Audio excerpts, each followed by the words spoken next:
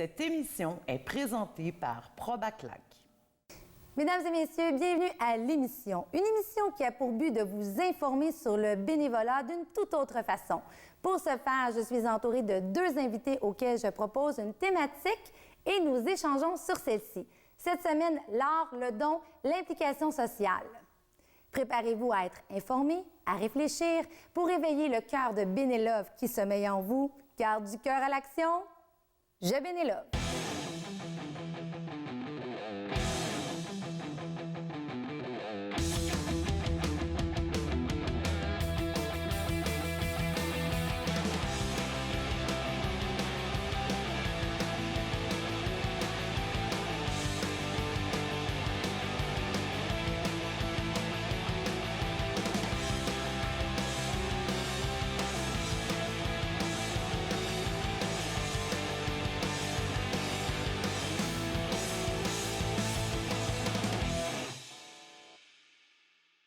Bonjour Fanny et Marie-Ève, je suis vraiment privilégiée de vous recevoir sur le plateau. Marie-Ève, tu es designer d'intérieur, propriétaire de Décor Influence. Fanny, artiste peintre internationale. Et on reçoit du beau monde aujourd'hui. Puis je vais commencer par vous dire que vous êtes des bénévolistes. Est-ce que vous avez déjà entendu ce terme-là?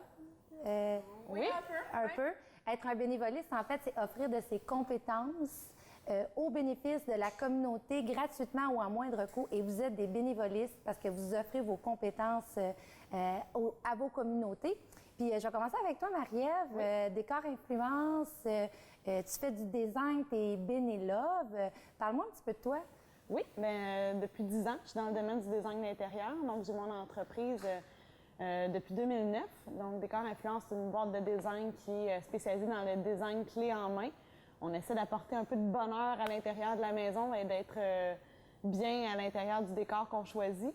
Décor Influence a quand même une mission, c'est de s'impliquer dans la communauté.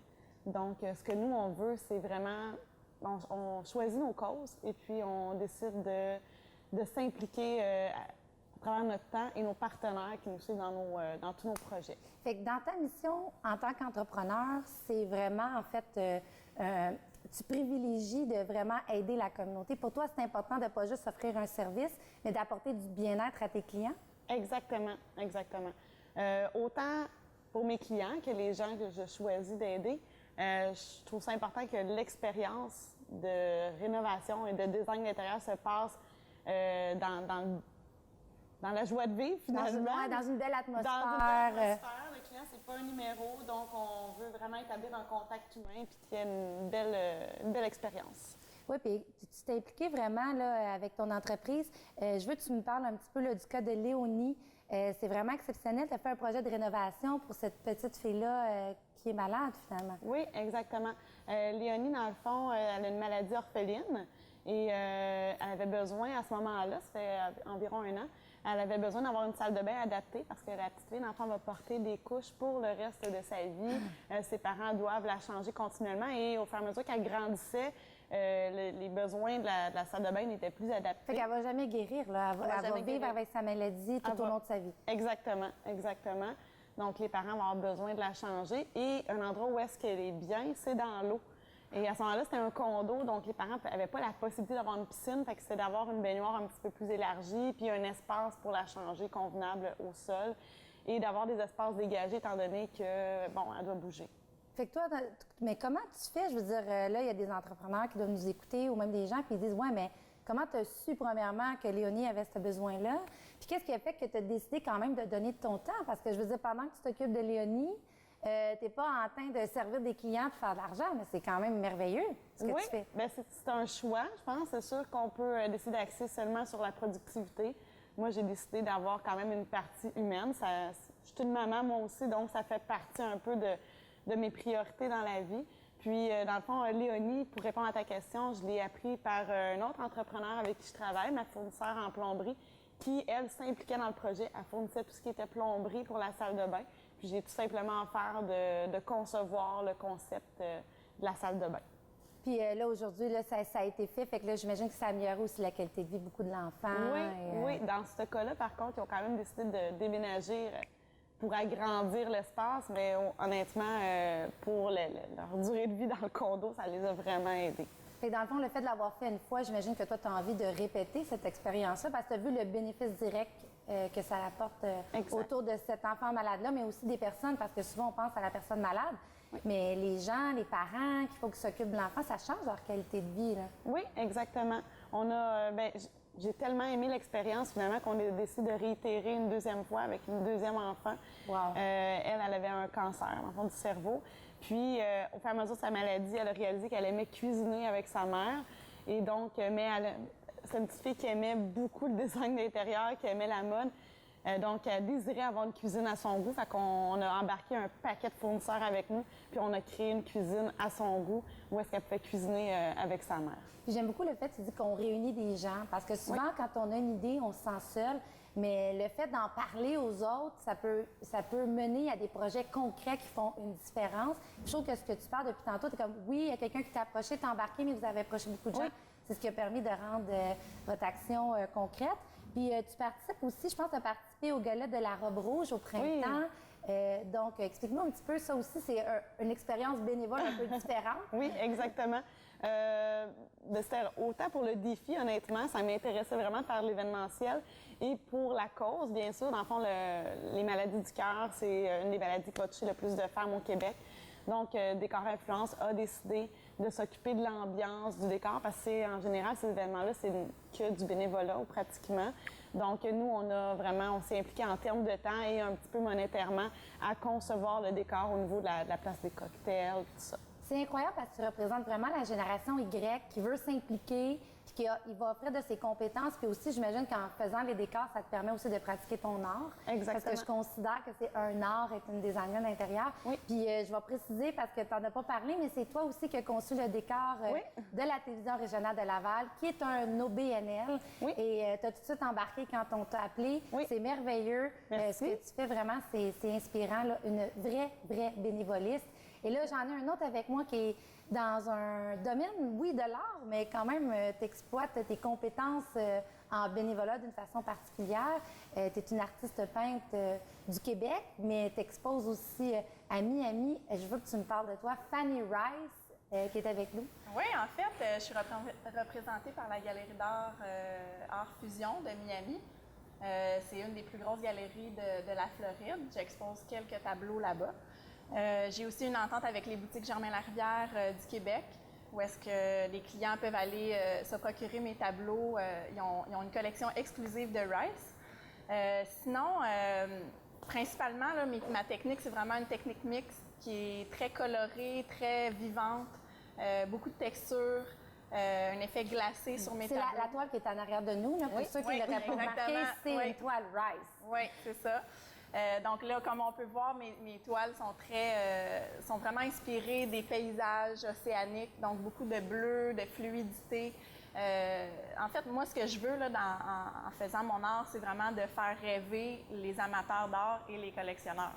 Parce que quand ils regardent mes tableaux, ils peuvent s'imaginer l'endroit où est-ce que j'ai été, ils peuvent ressentir l'énergie, la couleur et tout ça. Fait que toi aussi, tu as l'esprit de bien-être dans ton travail. Oui. Tu sais, dans le fond, quand on a une œuvre d'art, il y a beaucoup de personnes qui font « Ah oui, mais c'est un tableau comme un autre », mais il y a vraiment une démarche artistique. Chaque toile a son âme. Je pense que tu peux peut-être nous en parler parce que tu nommes celle-là, comment elle s'appelle, cette toile-là? Celle-là, elle s'appelle Santorini. C'est la majeure partie du temps, là, mes tableaux ont des noms d'endroits que je suis allée dans le monde ou que j'aimerais aller, ou qui m'inspirent. Puis principalement, là, ouais, c'est des endroits. Oui, puis tu as poussé ça à un autre niveau, le bien-être, parce que tu es une bénévoliste. Je veux dire, tu offres de ton temps dans des salons, dans des écoles, tu parles de ton art, mais aussi tu donnes des toiles dans des événements de charité. Je veux que tu me parles un petit peu de ça aussi. Bien, en fait, j'ai toujours été très sensible au bénévolat et à tout ce qui touche là, le fait de donner au suivant. Il y a quelques années, j'avais un petit peu plus de temps à donner. Je me suis impliquée auprès de l'organisme Grand Frère, Grande Sœur pour aider les enfants dans le besoin. Puis là, depuis quelques années, mon horaire a un peu changé et je choisis plutôt de donner sous forme de dons aux fondations. Donc, je remets une œuvre d'art qui est, lors des événements de fondation, mise aux enchères. Puis les sommes qui sont amassées sont entièrement remises à la Fondation. Je m'implique particulièrement au niveau des causes qui touchent les enfants et la santé. Hey, c'est bon, ce que j'aime dans vos deux, un petit peu pour résumer l'entrevue dans le premier bloc qu'on vient d'avoir, c'est que les deux, vous avez choisi vos causes, mais qu'il y a un lien aussi avec ce que vous aimez faire. Puis ce qu'on dit quand on choisit une action bénévole, c'est qu'il faut vraiment aimer ce qu'on fait pour pouvoir l'intégrer et le faire sur une longue période de temps. Et Marie-Ève et Fanny, vous le faites merveilleusement bien. Je vous encourage à continuer. Luc, vous faites du bénévolat. En fait, vous en faites un petit peu moins, mais vous en avez fait beaucoup. Oui, beaucoup, effectivement. Pourquoi vous avez fait du bénévolat? Bien, d'abord, quand on amène notre fils faire du sport amateur, on se dit, bien, pourquoi pas s'impliquer? Alors là, on devient entraîneur, puis finalement, on gravit les échelons, puis là, bien, on se ramasse entraîneur pendant 5-6 ans au baseball, au hockey, dans différents sports comme ça. Alors, j'ai fait ça beaucoup. J'ai aussi fait du bénévolat parce que j'ai fondé une association de personnes retraitées. Alors, j'étais le président, le fondateur, si on veut, là, des enseignants. Alors, ça a été des années intéressantes, puis j'en fais encore un petit peu à l'occasion, aider des organismes qui ont besoin d'aide, là. Justement, quand on fait du bénévolat, on n'est pas payé. Non. Hein? Puis Mais on est payé, mais pas en argent. Ben c'est justement, parlez-moi, justement, qu'est-ce que ça amène au juste? Bien, souvent, ça amène des contacts avec des personnes qu'on rencontre puis qui nous apportent quelque chose au niveau des valeurs, de la culture, ça renforce nos positions. Alors moi, j'ai toujours adoré rencontrer les gens, aider les gens. Quand tu es un enseignant, ton rôle, c'est d'aider les jeunes, de les faire progresser, de les faire avancer. Alors, à travers le bénévolat, on réussit à faire ces choses-là. Puis, dans le fond, vous avez tout ça commencé par le bénévolat familial. Oui, effectivement. Donc, c'est important d'inculquer ça à nos jeunes dès le jeune âge. D'après moi, c'est essentiel. C'est le bénévolat, on en aura toujours de besoin. Ça remplace souvent les institutions qui n'ont pas nécessairement les sous. On doit les soutenir parce qu'il n'y a pas dans la population beaucoup de choses, eux autres.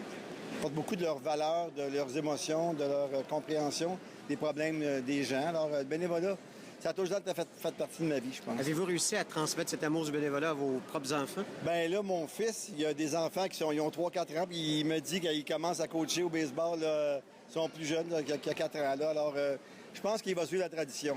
Il a tout le temps été proche aussi de ça, lui. Il n'y a pas assez de jeunes qui font du bénévolat. Vous leur dites quoi, ceux qui nous regardent en ce moment? Ah, bien, d'abord, il faut qu'ils s'occupent d'eux autres, il faut qu'ils soient prêts. Après ça, il faut qu'ils donnent un petit peu de ce qu'ils ont reçu aussi. Souvent, ils ont tout le temps reçu. Quand on est jeune, on a toujours reçu du bénévolat de quelqu'un, que ce soit du coaching ou n'importe quoi. Alors, c'est important qu'il y ait une roue qui tourne et qu'on en redonne aussi aux autres à ce moment-là. Okay. Puis moi, si j'étais bénévole, comment je pourrais vous aider aujourd'hui? Là? Y a-t-il quelque chose que je pourrais faire? Oh, mon Dieu! Dans votre quotidien? Oui, bien, pas encore. Je suis pas encore assez vieux pour avoir besoin de quelqu'un, mais je sens qu'à un moment donné, j'aurais peut-être besoin de support extérieur. Bien, vous pourrez toujours faire affaire avec Bénélove, notre communauté. Oui, absolument. parfait. Ça nous fera plaisir. OK, bien, on se voit. On est dans mon bloc préféré. Je vous challenge, je vous donne des chiffres. Je veux votre opinion, c'est important. Parce que le thème de l'émission, c'est vraiment l'art, l'implication, le don en philanthropie. Comment ça se passe? Puis premièrement, je veux savoir, en tant qu'artiste, dans chacun de vos domaines respectifs, je veux savoir qu'est-ce que vous pensez de la place de l'art en philanthropie. Est-ce qu'il y en a assez? Est-ce qu'il n'y en a pas assez? D'après ce que vous voyez, c'est quoi la place de l'art dans tout ce grand bassin-là de bénévoles? Bien, moi, je pense qu'il n'y aurait pas d'art s'il n'y avait pas de philanthropie. C'est souvent les philanthropes qui détectent le talent, je trouve, chez les artistes qui commencent. Ah, c'est un bon point, ça. Puis c'est souvent eux qui les supportent à leur début parce que c'est un domaine, comme plusieurs autres domaines, que c'est pas facile de débuter là-dedans. Donc, ils les supportent à leur début pour démarrer, mais aussi, je pense que la philanthropie fait en sorte que l'art continue d'exister et d'évoluer. Puis, je pense que chaque artiste a un côté philanthrope en lui parce que, comme on en a parlé tantôt, de remettre des œuvres aux enchères, c'est une forme de philanthropie. Et à mes débuts, j'ai notamment eu la chance d'avoir 2 coachs philanthropes qui ont donné de leur temps, qui ont choisi de me donner de leur temps, puis de me référer des clients, de structurer mon entreprise, leurs conseils et tout ça. Donc, Fait qu'ils ont été des bénévolistes, ils ont donné de leur temps pour pouvoir te positionner. Puis là, à ton tour, c'est comme naturel. Tu dis, moi aussi, j'ai envie de redonner. Là. Exactement. Mais je trouve que les philanthropes ont un don pour pour cerner un talent chez des artistes que d'autres ne verraient pas nécessairement. Ils ne recherchent pas toujours à avoir une artiste reconnue mondialement dès le départ, mais ils voient un petit diamant brut, là, non. Ils aiment ça le polir, en fait. Ouais, c'est comme pour moi, c'est une fierté pour eux. Là. Ils ont, oui, garde, je l'ai amené là. C'est leur façon de redonner. Puis tu marques un point, en fait, quand on achète une œuvre d'art, j'ai vu qu'il y avait des programmes. En fait, c'est surtout pour les gens qui ont des entreprises, on peut avoir un crédit d'impôt. Ouais. C'est complètement génial. Mais moi, je ne savais pas ça. Comment ça marche? Un petit peu, je sais qu'on peut peut-être pas tout élaborer. En fait, je ne suis pas experte là, dans ça. Je sais que oui, je les réfère à leur comptable et leur fiscaliste, mais il y a une portion de l'œuvre d'art que tu peux déduire au fil des années. Mais il y a certaines conditions. Il faut que ça soit une artiste canadienne, il faut qu'il y ait eu une rémunération. Donc, ça ne peut pas être un don. Il faut que tu ailles payer pour l'œuvre. Il y a plusieurs conditions, mais il y a plusieurs entreprises qui achètent des œuvres d'art sous leur... Mais c'est merveilleux. C'est une forme d'encouragement de l'art, en fait. Ça peut stimuler. Puis je suis certaine qu'il y a plein de gens qui ne savent pas ça, là.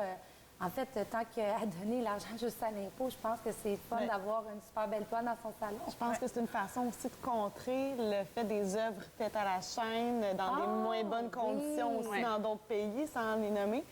Le fait d'avoir ce crédit-là va encourager les gens à peut-être investir un petit peu plus, pouvoir encourager les artistes d'ici aussi. Oui, exactement. Je pense que c'est pour ça que le programme a été créé. Ça fait longtemps que ça existe, est-ce que tu sais? Aucune idée. Bon, en fond, il faut vérifier avec son comptable si on est un entrepreneur.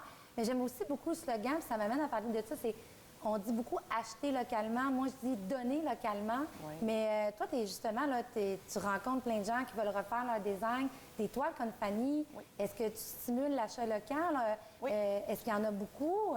Comment ça se passe? Bien, je suis entourée. Je connais Fanny et j'ai la chance même d'avoir une œuvre de Fanny dans mon salon. Tu as une Rice? Oui, j'ai une Rice dans mon salon. Et je suis entourée aussi d'artistes peintres. Donc, moi, je trouve ça...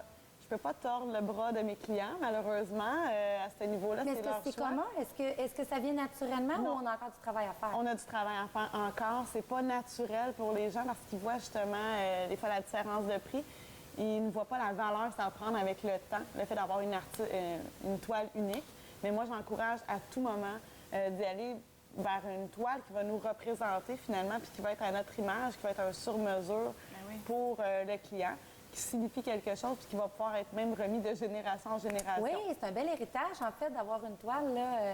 Puis ça se conserve pratiquement à vie. Fanny, tu peux nous confirmer? Je veux dire, si Oui, bien, il suffit d'un coup de cœur, hein? Oui. Des fois, je rencontre des clients, des collectionneurs qui disent moi, j'aimais pas l'art au début, puis je suis rentrée dans une galerie où j'ai vu un artiste sur les réseaux sociaux, puis j'ai vraiment eu un coup de cœur pour son art.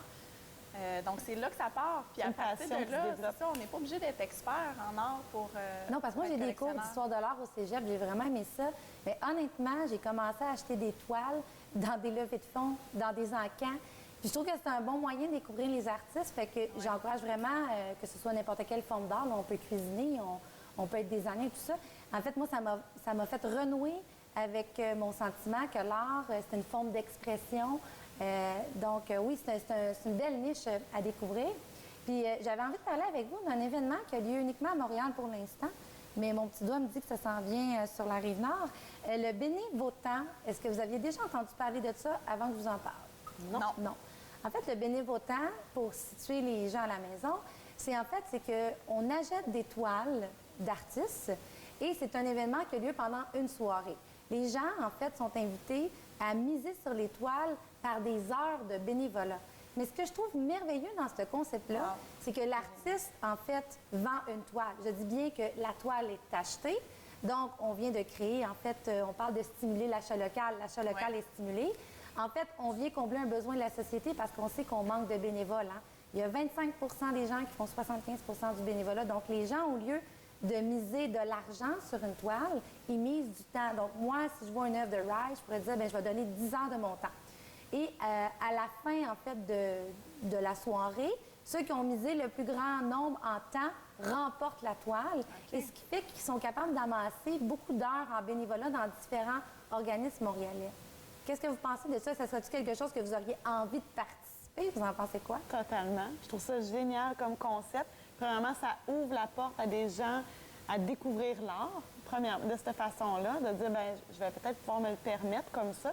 Puis, justement, stimuler le bénévolat, puis peut-être même faire découvrir le bénévolat à des gens qui n'auraient pas pensé peut-être s'impliquer ou qui n'auraient pas pensé pouvoir avoir le temps. Et là, l'appât du gain. avoir le goût d'avoir une belle toile, puis finalement tomber C'est intéressant, dans le... vous ne trouvez pas qu'on n'utilise pas l'argent comme moyen d'aider aussi?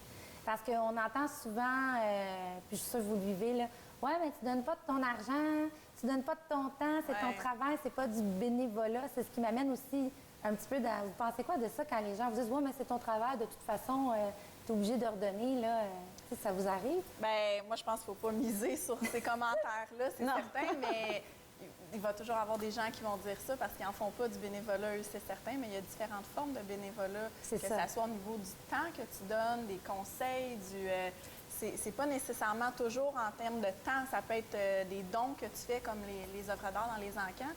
Mais au niveau du bénévolat, je trouve que c'est vraiment une excellente idée parce que les encans sont vraiment des événements très prisés par les gens. Parce que tu as l'opportunité de faire l'acquisition d'œuvres d'art, mais aussi des forfaits voyages et tout ça à des prix vraiment abordable. C'est vrai que c'est abordable. Moins dispendieux qu'en temps normal. Puis je me dis, pourquoi pas faire un événement qui a un côté humain à ça? Et quand un amateur d'art fait l'acquisition d'une œuvre d'art, il veut que ça soit qu'il y ait une histoire derrière son œuvre. S'il va en galerie, il voit une œuvre, il l'achète, c'est bien. Mais je pense que de plus en plus, les gens veulent que ça soit une œuvre personnalisée, qu'il y ait une histoire derrière cette œuvre-là, qu'elle va signifier beaucoup plus qu'une simple valeur monétaire à leurs yeux. Oui, c'est ça, là, ça prend tout son sens parce qu'en plus de l'avoir acheté du temps, souvent c'est un coup de cœur. On dit une œuvre d'art, c'est un coup de cœur, ça prend vraiment tout son sens. On vient de créer un souvenir, finalement. Pour avoir cette toile-là, je me suis impliquée dans tel organisme qui me tient à cœur. Ça permet aussi de propager le message. Ah, c'est beau, oui, ça prend tout. Elle a beaucoup plus de valeur aux yeux du client, ça, c'est sûr. Il va dire, moi, je l'ai acquéri à tel événement, je me suis battue pour l'avoir. Il a fallu que je fasse 20 heures de bénévolat parce que, en fait, en plus, la personne n'obtient pas son œuvre d'art tant qu'elle n'a pas fait son bénévolat. Fait que ça, c'est vraiment merveilleux, là. Donc, la personne y pense tout pendant le temps qu'elle aide les autres à penser à sa toile. J'ai une dernière question. J'ai des chiffres pour vous. J'ai un chiffre très intéressant, en fait.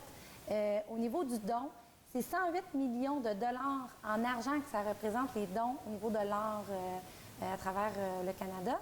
Et je voulais savoir, on va faire un petit calcul vite, approximatif. Vous êtes rendu à combien, vous, en dons? Là, si on calculerait votre temps en argent et aussi le matériel que vous donnez là, cette année, là, la fin de l'année approche, à peu près combien? À toutes les Votre temps, c'est fondations de à l'argent, qui là. j'ai donné, oui, c'est ça. Je ne calcule pas mon temps vraiment dans ce que je donne. Parce que sinon, je Mais trouve on que est ça plus viendrait... dans les, mettons, je vous dirais, on est plus dans les 10 000 dans les 20 000 dans les 5 000 si on se mettait une braquette entre 5 et 10, 10 et 20. Cette année, je crois que j'ai donné plus de 15 000 en valeur d'œuvres d'art à différentes fondations. Merveilleux. Puis toi, d'après toi? Parce qu'on calcule que même aider un étudiant qui veut faire la même profession que nous, peu importe, oui, je dois approcher le 10 000 en temps. Incroyable. Vous êtes vraiment inspirante.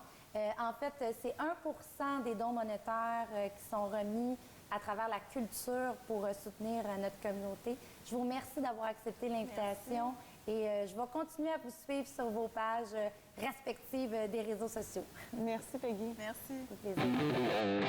Vous souhaitez adopter un animal de compagnie à un prix raisonnable? Participez aux journées d'adoption d'animaux de compagnie organisées par la Ville de Laval en collaboration avec le Berger Blanc et les refuges du milieu. Les journées d'adoption d'animaux de compagnie font partie des mesures créatives déployées par la Ville de Laval pour optimiser la saine gestion animalière. Elles permettent d'adopter chats, chiens, oiseaux, rongeurs et autres animaux de compagnie. Cet événement a lieu 2 fois par année, au printemps et à l'automne.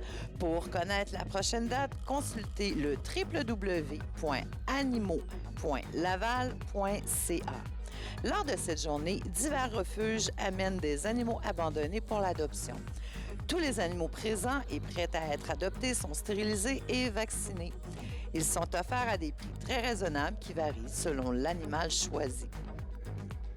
C'est maintenant le temps de vous présenter notre bénévole de la semaine, Mme Pauline Bourgault. Pauline est impliquée dans la communauté lavalloise depuis plus de 10 ans.